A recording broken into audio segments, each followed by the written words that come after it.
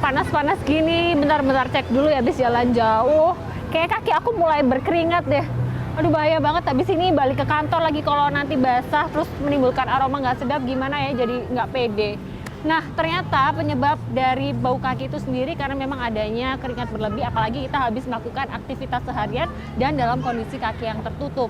Nah kira-kira gimana ya secara medisnya untuk mengatasi dari bau kaki ini? Gimana ya? Yang angin kali ya? Kaki merupakan salah satu anggota tubuh yang memiliki kelenjar keringat terbanyak sehingga beresiko menghasilkan keringat berlebih. Keringat berlebih ini akhirnya membuat kaki basah atau mudah lembab. Pada kondisi ini, bakteri di permukaan kulit akan lebih mudah berkembang biak. Nah, ketika bakteri menumpuk inilah menyebabkan kaki menjadi beraroma tidak sedap atau secara medis disebut bromodosis. Umumnya, kondisi ini tidak berbahaya atau tidak termasuk suatu penyakit jika tidak disertai gejala medis tertentu. Namun, bau pada kaki tentunya dapat menurunkan rasa kepercayaan diri kita. Pada dasarnya keringat sendiri itu tidak bau. Jadi setiap orang yang berkeringat itu awalnya tidak bau. Dan keringat itu kan dikeluarkan di semua permukaan lapisan kulit. Dan yang salah satu yang terbanyak kelenjar keringatnya adalah di telapak kaki.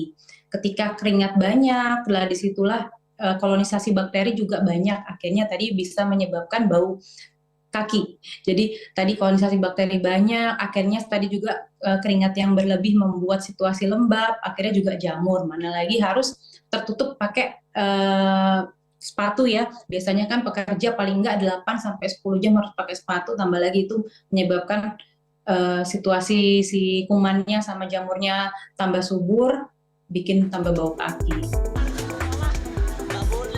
Bagi orang yang pernah mengalami masalah bau kaki, rata-rata disebabkan karena baru melakukan aktivitas tertentu yang memicu keringat berlebih. Misalnya jalan jauh atau berolahraga. Apalagi aktivitas tersebut dilakukan dengan menggunakan sepatu dan kaos kaki tertutup dalam jangka waktu yang lama. Oh pernah, kan biasanya habis futsal capek, terus mau cuci kaki kan mager gitu. Terus mager, ditinggal tidur apa gimana gitu kan bisa gatel-gatel gitu. Iya, bau juga. Saya pernah, waktu itu saya habis beraktivitas panjang kayak olahraga gitu. Terus kalau saya cara mengatasinya itu dengan menjemur sepatu, terus cuci kaki kayak pakai sabun gitu sih. Pada kasus tertentu, perubahan hormon dan tingkat stres yang tinggi juga dapat memicu munculnya keringat berlebih. Orang yang memproduksi kelenjar keringat berlebih secara medis disebut hiperhidrosis. Bau tidak sedap yang dihasilkan oleh adanya bakteri pada telapak kaki dapat memicu tumbuhnya jamur. Terkadang, jamur ini juga dapat menimbulkan rasa gatal berlebih. Secara medis, beberapa kondisi yang membuat kaki terlalu berkeringat dapat diatasi dengan pemberian perawatan khusus. Kalau sudah keringat banyak, biasanya bukan bedak. Jadi kalau di kedokteran kita bisa memberi antiperspiran, Mbak. Jadi antiperspiran itu kalau di ketek biasanya kita sebut deodoran ya. Jadi isinya aluminium klorid 1. Yang kedua kita harus mengontrol produksi kelenjar keringat biar nggak tambah banyak. Biasanya bisa juga disuntikan botulinum toksin. Nah, ada beberapa tips untuk mengatasi bau pada kaki. Pertama, jaga kebersihan kaki dengan mencuci kaki hingga bersih.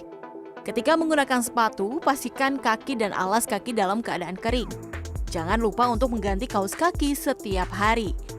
Jika bau kaki disertai gejala lain seperti rasa gatal berlebih hingga adanya nyeri pada bagian lain, segera konsultasikan ke dokter.